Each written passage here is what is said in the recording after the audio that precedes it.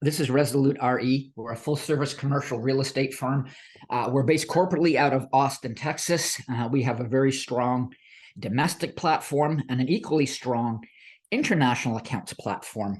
And what you're seeing here is the reach of RESOLUT RE around the world. Everything in green. It's over 130 plus countries that we have touched base in. We help retailers come to the United States from other countries, but we also help retailers from the United States grow into other countries around the world.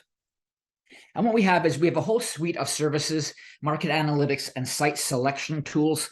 And you can see here, there's a number of them that we're mentioning: Retail Compass, Retail Builder, City Skylines, Franchise Toolbox, Retail Scorecard.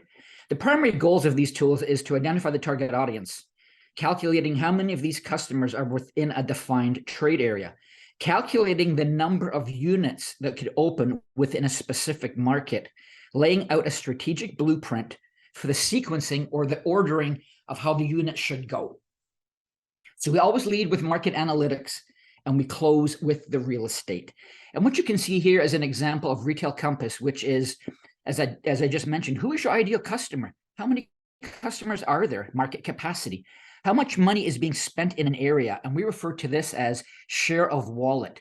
What is the money being spent on? So you can see the example map on the right of London, and it will show you the purchasing power of per capita. And you can see the darker the colors, the more spend that takes place in a particular market.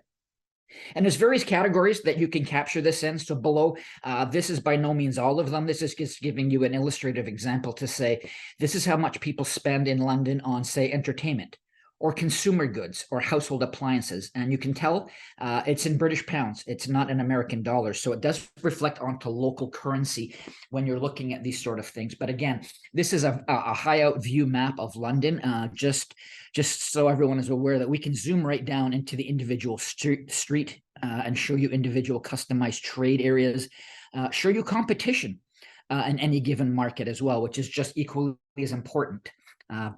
And again, Retail Compass is, again, you're identifying the consumer base.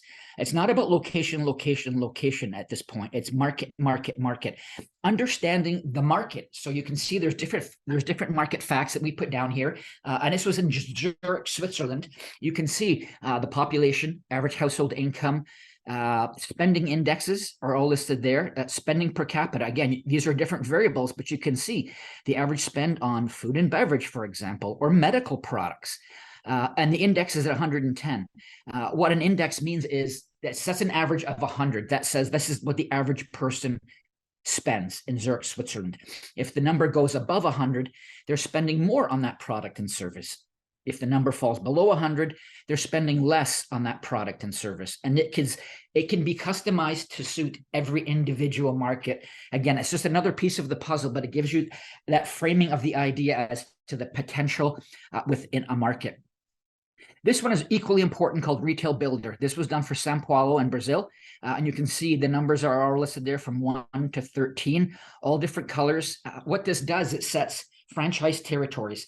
It delineates every market, every city into specific areas, and is based on market capacity, which is who's your ideal customer, to frame store capacity, how many locations you can have in a particular market.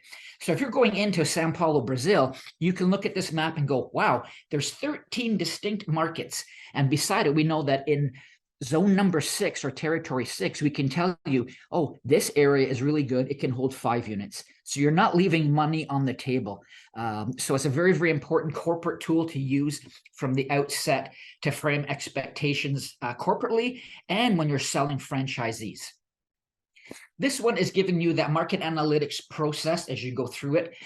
On the left-hand side, step 1 is maybe you want to review a country as a whole to understand what the country looks like. Step 2 is city skylines, is you're going into a particular city to understand what's going on in a city. And then 3 is the retail trade area. Once you've identified which city you want to go into, we can then define the retail trade areas.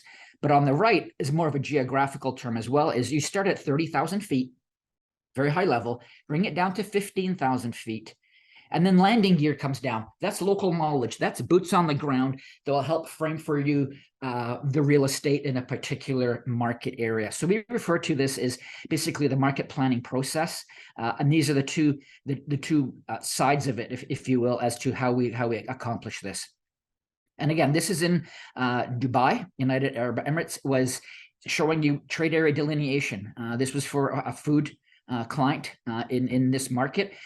And what they wanted to see is the competition in the market, identifying the number of McDonald's, Burger Kings, Carl's Jr., just for example, in the market. And then we draw out trade areas. We do 10-minute drive times. We don't really use 1, 3, 5 mile or kilometer rings.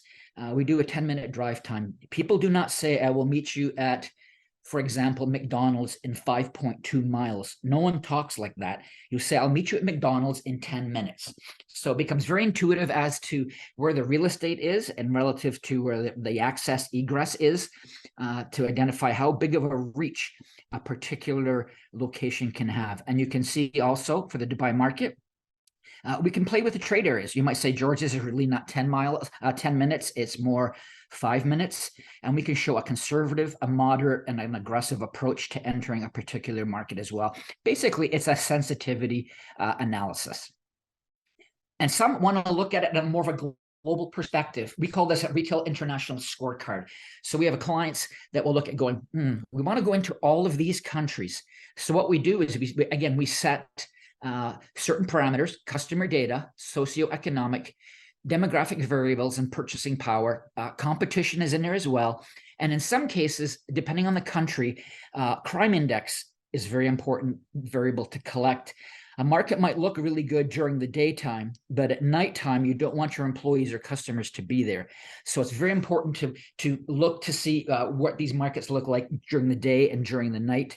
And again, you can see all of the countries that are listed, could be anywhere in the world. You can say, market, area assessment is for North America, one for South America, and one for Asia. The view is to identify is rank what's the order of the markets to go into first and what's the worst one to go into, if you will, and then categorize them by, again, a conservative approach, a moderate, and aggressive. And the retail compass, what you're seeing here is that's a socioeconomic grading from A to E. A meaning most affluent to E meaning not so affluent. So this is kind of looking at it from a much larger perspective. And lastly, this is showing you a highest and best use, capturing the full potential of the site. This was done in Mexico City, vacant piece of land. And what they wanted to try to understand is where are people spending their products and their money on right now? And this shows you like the darker blue area is where they're spending more on different products. And it gives you an idea as to what is continued to be needed in the market. And you can see here the SPI is Spend Potential Index. And you can see how the numbers, again, as I mentioned, is 100 is the average, but these numbers are way above average. So the average person in this dark blue area is spending much more than the rest of the people in the greater Mexico City area. So that's the international platform for Resolute RE. Again, it's over 130 countries. We can help retailers grow into the United States from outside and the other way around, where we can take retailers out of the United States and across the world, helping them grow using a very methodical, analytical process to understand the true, saturation point of a market, of a trade area. If you want to learn more, please go through our webpage. There is a learning center under the market analytics tab. If you click on that, you will see a large number of international samples across different retail verticals that will give you a better understanding of what we do across some other different countries. And if you have any inquiries related to international platform, please reach out to George at ResoluteRE.com. That's George at ResoluteRE.com.